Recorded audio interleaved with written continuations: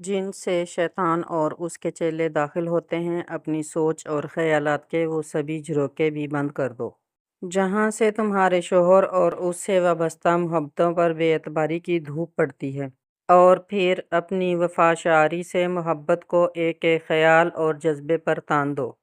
اپنے گرد رشتوں کے متعلق خوشگمانیوں کا مضبوط جال بن لو، مضبوط فصلیں کھڑی کر لو اپنے چاروں طرف، ارادوں کی کہ تم نے اپنا گھر بنانا ہے، بچانا ہے اور اسے قائم رکھنا ہے۔ تہیہ کر لو، آج سے تم نے اپنے شوہر سے محبت کرنی ہے، سچی اور بے لوث محبت۔ اصرار کرنا سیکھو، اپنے شوہر کی خطاؤں پر، اور قربان کرنی پڑیں گی تمہیں اپنی کچھ خواہشیں اور تھوڑے خواب۔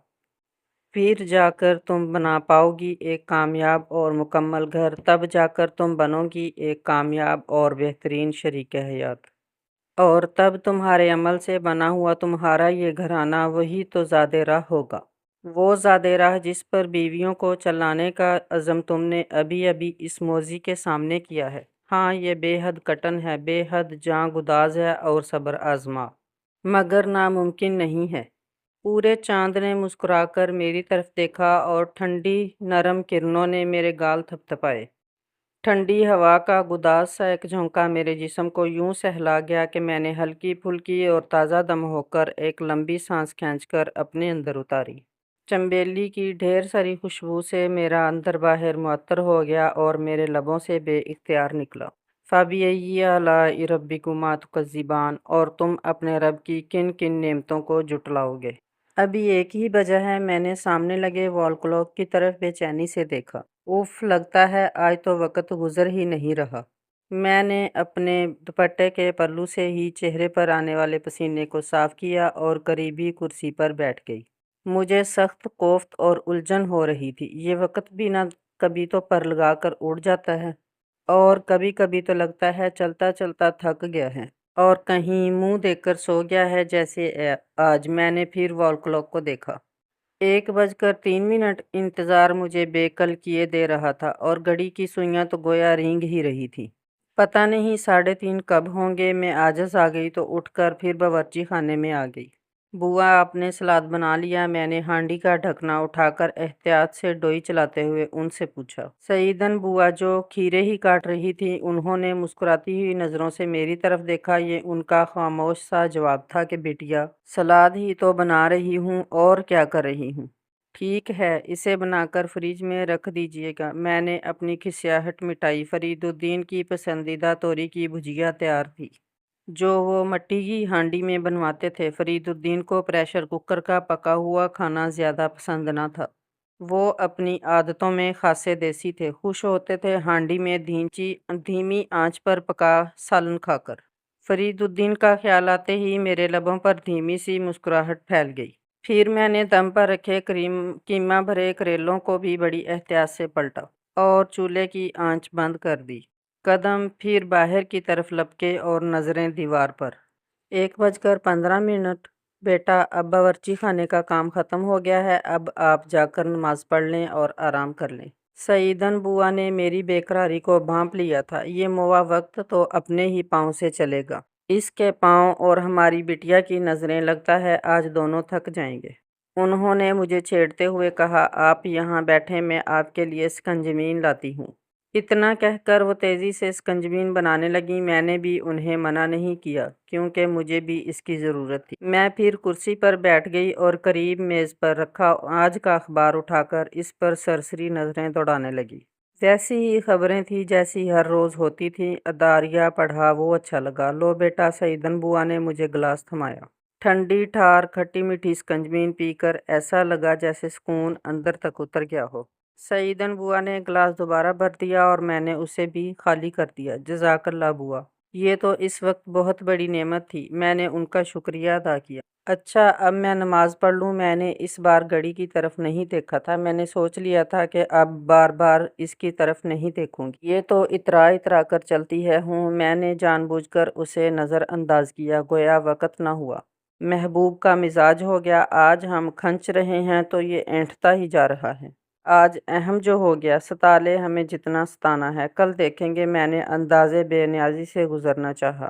رفیہ ذرا دیکھنا تو وقت کیا ہو گیا۔ اسی لمحے ممانی جان کی آواز نے میرے قدم روک لیے۔ بادل نخواستہ پھر اس گھڑی کی طرف دیکھنا پڑا، وہ تو جیسے اس کی منتظر ہی تھی۔ ٹک ٹک کرتی بڑی سوئی بڑی ادا سے خرامہ خرامہ چل رہی تھی، اور چھوٹی سوئی جو بڑی مشکلوں سے تو ایک کے ہندسے پر سے کھسک کھسک کر بیچ میں مسکرا کر بولی، بی بی، ہماری اہمیت اور نخرے تو ایسے ہی رہیں گے آج۔ تمہارے وہ نہیں آئے تو ان کے انتظار میں تمہیں ہمارے ناز تو اٹھانے پڑ رہے ہیں۔ سماجتیں کر رہی ہو کہ ہم بھی بھاگنے لگیں تمہارے دل کی دھڑکنوں کی طرح، اور پھر جب وہ پاس ہوں گے تو بھی تم بار بار ہمیں ہی گھورو گی، مگر تب کہو گی دھیرے چلو، رک جاؤ۔ وہ اپنی اہمیت جتا رہی تھی۔ میں انہیں دینے کے لیے کوئی جواب ڈھونڈ ہی رہی تھی کہ ممانی جان کی آواز دوبارہ آئی، رفیہ، میں نے پوچھا تھا وقت کیا ہوا؟ جی ممانی جان، 1:35 ہو گئے۔ میں نے جلدی سے وقت بتایا۔ اتنی دیر ہو گئی اور ابھی بس اتنا ہی وقت ہوا ہے؟ وہ بھی میری طرح ہی کی کیفیات سے دوچار تھیں۔ اچھا یہ میرے کمرے کی گھڑی کو دیکھو ذرا، چابی بھر دو آ کر، رک گئی ہے۔ وہ دوبارہ بولی۔ میں نے جھٹ ان کے کمرے میں جا کر ان کے پلنگ کی چھوٹی میز پر سے ٹائم پیس اٹھا لیا۔ وہ واقعی بند تھا۔ میں نے چابی بھری، وقت ملایا اور دوبارہ اسے اس کی جگہ پر رکھ دیا۔ یہ تم نے ابھی تک کپڑے نہیں بدلے؟ وہ اتنے دنوں کے بعد گھر آ رہا ہے تو تم ابھی تک میلی کچیلی پھر رہی ہو۔ مانی جان نے میرا سر سے پاؤں تک جائزہ لیا، ان کی آنکھوں میں بھی سرزنش تھی۔ جی جی، میں نہانے ہی جا رہی تھی۔ میں نے فوراً ہی وہاں سے پلٹنا چاہا۔ ادھر آؤ، ایک روبدار آواز نے مجھے پھر روک لیا۔ جی، میں پلٹی مگر میری پلکیں ان کے سامنے نہ اٹھی۔ میں جانتی تھی وہ جو کہیں گی درست کہیں گی۔ جاؤ غسل کرو اور بہترین لباس پہنو، سنگھار کرو، خوشبو لگاؤ۔ اس حکم اور ڈانٹ میں سراسر محبت ہی محبت تھی۔ سنو، وہ شیریں ہو گئیں۔ میری پلکیں اٹھیں، دیکھا تو ان کے چہرے پر پیار کی ملاحت تھی۔ شوہروں کے بیویوں پر حقوق میں سے ایک بہت اہم اور پیارا سا حق یہ ہے کہ ان کو خوش کرنے کے لیے صاف ستھرا لباس پہنا جائے، اچھی زیب و زینت کی جائے تاکہ شوہر کے ناک، آنکھ اور کان کی حفاظت ہو اور وہ تمہارے پاس سے اچھی خوشبو سونگھے۔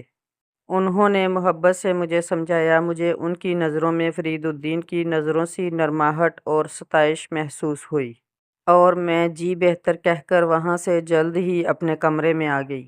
پھر کچھ ہی دیر بعد میں سنگھار میز کے سامنے کھڑی اپنا جائزہ لے رہی تھی۔ میں ممانی جان کی ہدایات پر پوری اتر رہی تھی۔ میں اچھی لگ رہی تھی۔ ایک پرسکون سے احساس نے مجھ پر سرشاری طاری کر دی اور میرے لب ہولے ہولے گنگنانے لگے، فَبِأَيِّ آلَاءِ رَبِّكُمَا تُكَذِّبَانِ۔ واقعی ہم اپنے پیارے رب کی کس کس نعمت کا شکر ادا کر سکتے ہیں۔ میں نے نماز سے فارغ ہو کر وال کلاک پر نظر ڈالی تو وہ مجھے جیسے مبارکباد دے رہا تھا۔ پورے 3 بج رہے تھے، یعنی بس اب تھوڑی ہی دیر میں فرید الدین گھر آنے والے تھے۔ یا اللہ، خیر وہ خیر سے گھر واپس آ جائیں۔ میرے دل سے دعا نکلی اور میرے قدم دوبارہ باورچی خانے کی طرف اٹھ گئے۔ بوا جی، روٹیاں ڈال لیں۔ اب میری آواز میں فرید الدین کے انتظار کی بے چینی کے ساتھ ساتھ ان کے استقبال کے لیے مچلتی ہوئی مسرت بھی نمایاں تھی، اور کان ان کی آہٹوں کو چھو لینے کے لیے بے تاب ہو کر اس طرف لگ گئے تھے۔ فرید الدین خیریت سے گھر واپس آ گئے تھے۔ وہ اسی طرح مسکراتے گھر داخل ہوئے تھے جو ان کی عادت تھی۔ مجھے سامنے ہی پا کر ان کی اس مسکراہٹ میں پہلے حیرت، پھر خوشی اور بعد میں کچھ شکایت کے تاثرات ابھرے۔ ان کا انداز جہاں اپنی امی جان کے لیے بے حد والہانہ تھا، وہیں میرے لیے بالکل عام سا تھا۔ نہ والہانہ نہ سرد، بس مسکرا کر پوچھا، کیسی ہو؟ وہاں گھر پر سب کیسے ہیں؟ میری اماں، میری جان۔ وہ ان کے کندھے سے سر ٹکائے محبت سے بار بار انہیں مخاطب کرتے، پیار سے انہیں دیکھتے، اپنے ہاتھوں سے انہیں چھوتے۔ کبھی ان کے ہاتھ اور کبھی چہرہ۔ میرا بچہ بہت تھک گیا ہوگا۔ ممانی جان بھی ان پر نثار ہو رہی تھیں۔ نہیں امی جان، اب کوئی تھکن نہیں، آپ کو دیکھتے ہی ساری تھکن، ساری کلفت دور ہو گئی۔ فرید الدین نے ننھے بچے کی طرح اپنی باہیں ماں کے گرد حائل کر کے انہیں اپنے ساتھ لگا لیا اور خود ان کی آغوش میں جیسے چھپ گئے۔ اماں قربان! ممانی نے جھٹ ان کا ماتھا چوما۔ وہ دونوں ماں بیٹا اس وقت محبت کے بے ساختہ اظہار کی تصویر تھے۔ قدرت بھی کیسے ایک جی کو دوسرے سے جوڑ دیتی ہے، ایک کو دوسرے کے لیے لازم بنا دیتی ہے۔ کیسے کیسے نام ہیں اس جذبے کے جو دو افراد کو باہم محبت سے جوڑ کر مشترک کر دیتا ہے۔ اور سب سے حسین اور لازوال رشتہ یقیناً ممتا اور اولاد کا ہی ہے۔ میں نے بھی انہی پیار سے دیکھا اور سعیدن بوا کے ساتھ مل کر کھانا لگانے چل دی کہ ایک دم سے میری بھی بھوک چمک اٹھی تھی، ورنہ صبح سے تو کوئی بھی چیز اچھی نہ لگ رہی تھی۔ سعیدن بوا دسترخوان بچھائیں جا کر، میں نے برتن نکالتے ہوئے کہا۔ میں جانتی تھی فرید الدین اس وقت کھانا اپنی امی جان کے کمرے میں ہی کھائیں گے۔ دیکھا نا اس نے کس قدر مضبوط گرفت سے باندھ رکھا ہے اسے۔ میں فریج سے ٹھنڈے پانی کی بوتلیں نکال رہی تھی جب کسی نے میرے بہت قریب آ کر کہا، کون؟ میں گھبرا کر پلٹی۔ میں اور کون؟ وہ منحوس اپنے پیلے پیلے غلیظ دانت نکالے کھڑا تھا۔ لا حول ولا قوت الا باللہ میرے لبوں سے بے ساختہ نکلا اور میں اپنا آنچل سمیٹتی ایک طرف ہو گئی۔ دیکھا اپنی ساس کو کیسی بن بن کر باتیں کرتی ہیں، پیار کے کیسے کیسے بل دیتی ہے اسے جکڑنے کے لیے۔ وہ پھر میرے سامنے آ گیا۔ ہٹو، دفع ہو، مجھے کام کرنے دو۔ میں نے اسے ناگواری سے دھتکارا، مگر وہ شیطان ہی کیا جو باز آ جائے، کھی کھی کرتا میرے ارد گرد ہو رہا تھا۔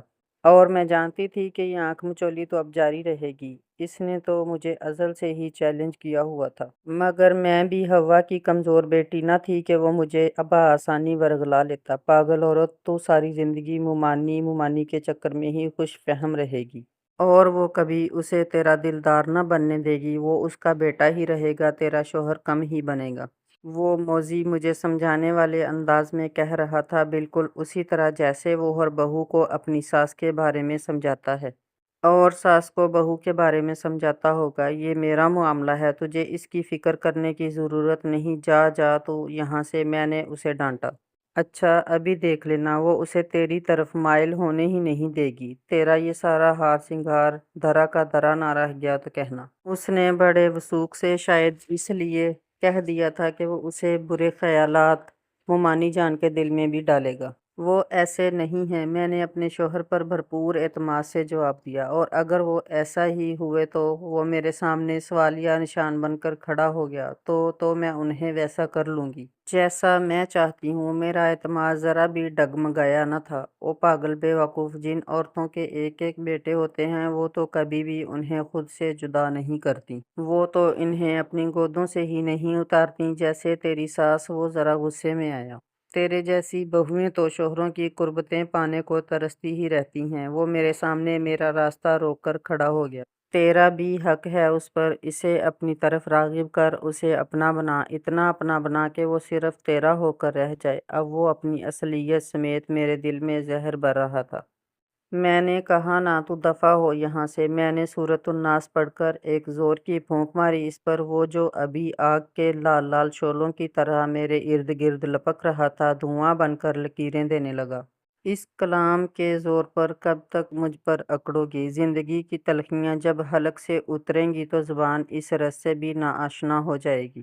دھویں کی آخری لکیر سے آواز آئی۔ میں نے خود پر بھی دم کیا، ٹھنڈے پانی کا گلاس لے کر پیڑھی پر بیٹھی اور گھونٹ گھونٹ پینے لگی، اس دعا کے ساتھ کہ یا اللہ یہ مردود میرے نفس پر، میرے دل پر حاوی نہ ہو۔ یا اللہ میں تیری کمزور سی بندی ہوں، اس خبیث کے شیطانی ارادوں کے سامنے تو مجھے اپنی رحمتوں سے آہن بنا دے۔ آمین میرے روم روم سے جواب آیا۔ پانی پی کر مجھے لگا میرے اندر نئی حرارت اور تقویت دوڑ گئی ہو۔ بیٹا فرید میاں نہا کر آ گئے ہیں، کھانے پر آپ کا انتظار کر رہے ہیں، آپ جائیں، میں دیکھتی رہوں گی۔ سعیدن بوا کے بتاتے ہی میں اندر بھاگی، فرید مجھے کھانے کے لیے بلا رہے ہیں۔ یہ سن کر بھوک میری نس نس میں سرسرانے لگی۔ مجھے یاد آیا میں نے تو آج ناشتے میں بھی ایک کپ چائے کے ساتھ ایک رس لیا تھا۔ آؤ رفیہ، تم نے تو ناشتہ بھی نہیں کیا، ممانی جان نے مجھے اپنے قریب جگہ دیتے ہوئے کہا۔ وہ میرے دل کی بات جان گئی تھیں۔ جی، میں وہاں بیٹھ گئی۔ ممانی جان نے اپنے ہاتھ سے فرید الدین کو پلیٹ میں سالن نکال کر دیا۔ انہوں نے جھکی جھکی نظروں سے میری طرف دیکھا، ہلکا سا مسکرائے اور کھانا کھانے لگے۔ وہ اپنی پلیٹ پر جھکے ہوئے رغبت سے کھانا کھا رہے تھے۔ انہیں بہت بھوک لگ رہی تھی، پھر وقت بھی تو ہو گیا تھا۔ میں نے ممانی جان کے ٹائم پیس کی طرف دیکھا، 4:15 بج رہے تھے، یعنی دوپہر تو نہ رہی تھی۔ یہ تو عصرانے کا وقت تھا۔ آج فرید الدین کے آنے کی وجہ سے کھانا اتنی دیر سے کھایا جا رہا تھا، ورنہ تو دوپہر کا کھانا ظہر کی نماز سے پہلے کھا لیا جاتا تھا۔ دیکھا نا، اب میں تمہیں دوڑتا نظر آ رہا ہوں۔ ٹائم پیس میں ٹک ٹک کرتا وقت مسکرایا۔ ہاں، میں نے بھی مسکرا کر تسلیم کر لیا کہ واقعی وقت کے پاؤں تو وہی رہتے ہیں، اس پر پڑنے والی ہر نگاہ کا اپنا اپنا زاویہ ہوتا ہے جس کی کسوٹی پر اسے پرکھا جاتا ہے۔ میں نے بھی اپنی پلیٹ میں سالن نکالا اور میں چپ چاپ کھانا کھانے لگی۔ جب سے میری شادی ہوئی تھی، فرید الدین نے ایک بار بھی میرے ساتھ ایک پلیٹ میں کھانا نہ کھایا تھا۔ یا تو وہ الگ کھاتے اور یا پھر ممانی جان کے ساتھ۔ فرید اور میں اکٹھا کھانا کیوں نہیں کھاتے، نہ چاہتے ہوئے بھی ایک سوال کباب کی ہڈی کی طرح میرے دانتوں تلے آ گیا۔ بالکل اچانک، غیر متوقع طور پر۔ اور اس سے نہ صرف میرے منہ کا ذائقہ بلکہ دل میں احساس بھی کرکرا ہو گیا۔ لگا میرا پیٹ بھر گیا ہو۔ لو فرید، یہ لو بیٹا قیمے بھرے کریلے۔ رفیہ نے بڑی محنت اور محبت سے تمہارے لیے بنائے ہیں۔ پتہ ہے صبح سے باورچی خانے میں گھسی ہوئی ہے۔ اس قدر گرمی کے باوجود ممانی جان نے فرید الدین کی پلیٹ میں قیمہ بھرے کریلے نکالتے ہوئے مجھے بہت ہی محبت سے دیکھا۔ میرے دانتوں تلے کرکراتا ہڈی کا ذرہ ایک دم سے میری زبان کی نوک پر آ گیا، جسے میں نے بآسانی اپنے دائیں ہاتھ سے اٹھا کر فالتو ہڈیوں والی پلیٹ میں ڈال دیا۔ واہ، بڑے لذیذ کریلے ہیں۔ فرید الدین نے نوالا لیتے ہی تعریف کی۔ میں تو کہتا تھا میری امی جان جیسے لذیذ کریلے کوئی اور بنا ہی نہیں سکتا۔ انہوں نے میری طرف تعریفی نظروں سے دیکھتے ہوئے کہا، واہ، کیوں نہیں بنا سکتا؟ میری رفیہ تو گھرداری اور سگڑاپے میں مجھ سے بھی کمال ہے۔ ممانی جان بھی خوش دلی سے میری تعریف کر رہی تھی۔ مجھے لگا میرا سیروں خون اور ڈھیروں اعتماد بڑھ گیا ہو۔ کھانا بڑے خوشگوار ماحول میں سب نے خوب جی بھر کے کھایا۔ مجھے لگا میری محنت وصول ہو گئی ہو۔ جن کے ہاں اکلوتے بیٹے ہوتے ہیں، وہ مائیں تو بلکہ اپنے بیٹوں کے ساتھ اپنی بہوؤں سے بھی بھرپور محبت کرتی ہیں تاکہ ان کے بیٹوں کے دل اور گھر دونوں ہی آباد رہیں۔ میرے اندر سے اس خناس کے زہریلے سوال کا بہت ہی میٹھا اور سچا جواب آیا۔ دوسری شام میں جب فرید الدین کے کہنے پر امی جان کی طرف جانے کے لیے تیار ہو رہی تھی تو وہ کمرے میں مسکراتے ہوئے داخل ہوئے۔ السلام علیکم۔ وعلیکم السلام، میں نے بھی مسکرا کر جواب دیا۔ تو آپ تیار ہیں اپنی امی کی طرف جانے کے لیے؟ وہ میرا جائزہ لیتے ہوئے پوچھنے لگے۔ جی بس 1 منٹ۔ میں نے فٹ سے چوٹی کے آخری بل پر ربڑ بینڈ ڈالا اور ڈریسنگ ٹیبل کے سامنے سے ہٹ کر جوتی بدلنے لگی۔ جی چلیں، میں بالکل تیار تھی۔ اچھا، بس کچھ رہ تو نہیں گیا؟ فرید کی آنکھوں میں ذرا شرارت تھی۔ کیا؟ میں نے دوبارہ آئینے میں اپنا جائزہ لیا۔ بھئی تمہارا سوٹ کیس؟ وہ بالکل سنجیدہ شکل بنائے کھڑے تھے۔ مجھے پھر بھی سمجھ نہ آئی، سوٹ کیس پر کس لیے؟ تم اپنی امی جان کے ہاں جا رہی ہو؟ پھر ٹھہرنے کا پروگرام بن گیا تو؟ میری آنکھوں میں آنکھیں ڈال کر مسکرائے اور میں شرمندہ ہو کر سر جھکا گئی۔ ارے میں تو مذاق کر رہا تھا، انہوں نے فوراً وضاحت کی۔ پتہ ہے تمہارے وہاں رہنے سے کیا ہوا تھا؟ اب وہ میرا ہاتھ تھامے کھڑے تھے۔ یہ گھر، یہاں کے در و دیوار، اس کے مکین، یہ کمرہ اور اس کمرے کا ایک بیچارہ باسی، سبھی اداس ہو گئے تھے۔ اور اسی اداسی کو لے کر مجھے تم پر غصہ بھی آ گیا تھا۔ وہ سارے اقرار کر رہے تھے۔ بھئی میرا حق بنتا تھا غصہ کرنے کا، لیکن میں تم سے ناراض نہیں تھا۔ انہوں نے ڈریسنگ ٹیبل پر پڑے ہوئے موتیے کے تازہ گجرے اٹھا کر میرے ہاتھوں میں پہنا دیے۔ دلہنیں اپنے دلہوں کو تنہا کر کے چلی جائیں تو پھر ان پھولوں سے بھی مہک نہیں آتی۔ انہوں نے بڑی ہی خوبصورت اور گہری مثال دی جس پر میرا دل نازاں ہو گیا۔ مجھے ان کا یہ اقرار بے حد اچھا لگا کہ وہ میرے بغیر اداس تھے۔ مجھے لگا میں بہت اہم ہوں اور یہ احساس بھی بے حد گداز، بے حد بھلا لگا۔ چلیں، میں نے ناز سے ان گجروں کو اپنی باہوں پر اچھی طرح لپیٹا۔ جی بالکل چلیں، وہ بھی شرارت سے مسکرائے۔ باہر سے ممانی جان کی آواز آ چکی تھی، رفیہ بھئی کیا دیر ہے، چلو بھی۔ وہ بالکل تیار کھڑی تھیں، دراصل وہ بھی کئی روز کے بعد ادھر جا رہی تھیں، اس لیے بے تاب ہو رہی تھیں۔ ممانی جان چلیں۔ میں نے چادر اوڑھ کر ان کا ہاتھ تھام لیا۔ ماشاءاللہ، اللہ تم دونوں کو دنیا اور آخرت میں یوں ہی ساتھ ساتھ رکھے۔ انہوں نے بہت ہی خوبصورت دعا دی جس پر میرے ساتھ ساتھ فرید الدین کے لبوں سے بھی آمین نکلا تھا۔ فرق اتنا تھا کہ میرے ہلتے لبوں کی جنبش میرے دل تک ہی گئی تھی، جبکہ فرید الدین نے بآواز بلند کہا تھا۔ ہمیں وہاں دیکھ کر سبھی بے حد خوش ہو گئے تھے۔ آؤ بھئی آؤ، آج تو بغیر اطلاع کے آگے۔ ابا جان نے فرید الدین کو گلے سے لگاتے ہوئے خوش دلی سے کہا۔ جی وہ کل تو بس سفر سے آ کر تھکان ہو گئی تھی، ورنہ میں کل ہی حاضر ہوتا۔ فرید الدین نے صاف صاف بتا دیا۔ اچھا ہے بیٹا، آرام کر لیا؟ امی جان نے فرید الدین کے سر پر شفقت سے ہاتھ پھیرتے ہوئے کہا۔ میں امی جان کے گلے لگی تو انہوں نے مجھے اپنے ساتھ لگا کر بھینچ لیا۔ آج میں بہت خوش ہوں۔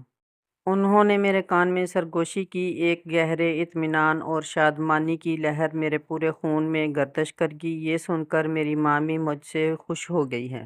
ماریا سب سے زیادہ نہال تھی، فوراً ہی میرا ہاتھ تھام کے مجھے ساتھ لے گئی۔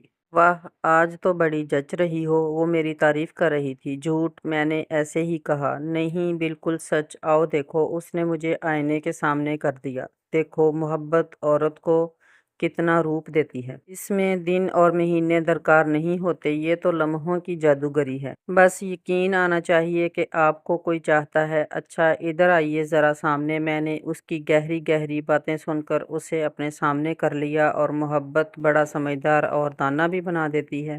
بس اسے اپنانے کا ڈھنگ آنا چاہیے۔ میں اسے اور وہ مجھے دیکھ رہی تھی۔ پھر ہم دونوں ہی ہنس دیں کھلکھلا کر۔ سچ، یہ تو بڑی کرشمہ ساز ہے، انسان کا اندر باہر بدل کر رکھ دیتی ہے۔ اس نے اپنی ہنسی روک کر اپنی آنکھیں صاف کرتے ہوئے کہا۔ وہ زور سے ہنسی تھی تو اس کی آنکھوں کے کونے بھیگ جایا کرتے تھے۔ رافی، وہ اکثر بہت لاڈ میں ہوتی تو مجھے پیار سے رافی پکارتی تھی۔ میں اسے دیکھ ہی رہی تھی۔ یہ میں زور سے ہنستی ہوں تو میری آنکھیں رو کیوں پڑتی ہیں؟ کہیں میری ہنسی کو کسی کی نظر تو نہ لگ جائے گی؟ اس نے تو یوں ہی کہہ دیا تھا، مگر اس کی بات میرے دل پر جا کر چوٹ کی طرح پڑی۔ اللہ نہ کرے۔ کیا اول فول کہتی ہو؟ میں نے اسے ڈانٹا۔ اتنے میں نسو آ گئی۔ رفیہ بی بی، وہاں سب چائے پر آپ لوگوں کا انتظار۔ نسو، تمہیں کیا ہوا؟ میں اسے پوچھنے لگی۔ کچھ نہیں جی، بس نصیب ہی ایسے ہیں میرے جیسے کالے۔ وہ بھری بیٹھی تھی، رو پڑی۔ ایسے نہیں کہتے۔ بری بات، نصیبوں کو برا نہیں کہتے۔ اور تمہیں کیا ہے؟ یہ کیا کالا اور گورا؟ میں نے تمہیں کئی بار سمجھایا ہے، مگر تم… میں نے پیار سے اسے اپنے ساتھ لگا لیا۔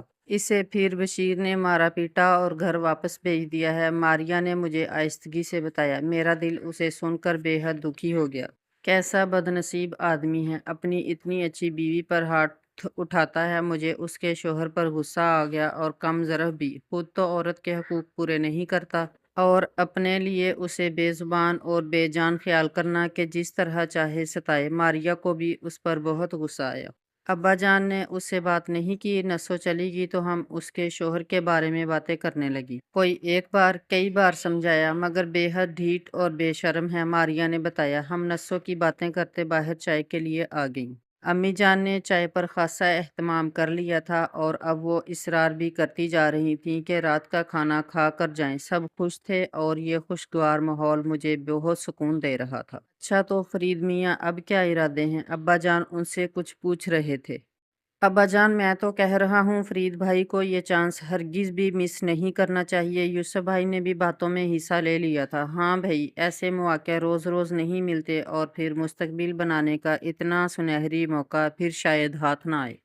ابا جان فرید الدین کو کچھ سمجھا رہے تھے۔ جی پھپھا جان، ارادہ تو میرا بھی یہی ہے کہ میں اسے جوائن کر لوں، یعنی فرید بھی راضی تھے۔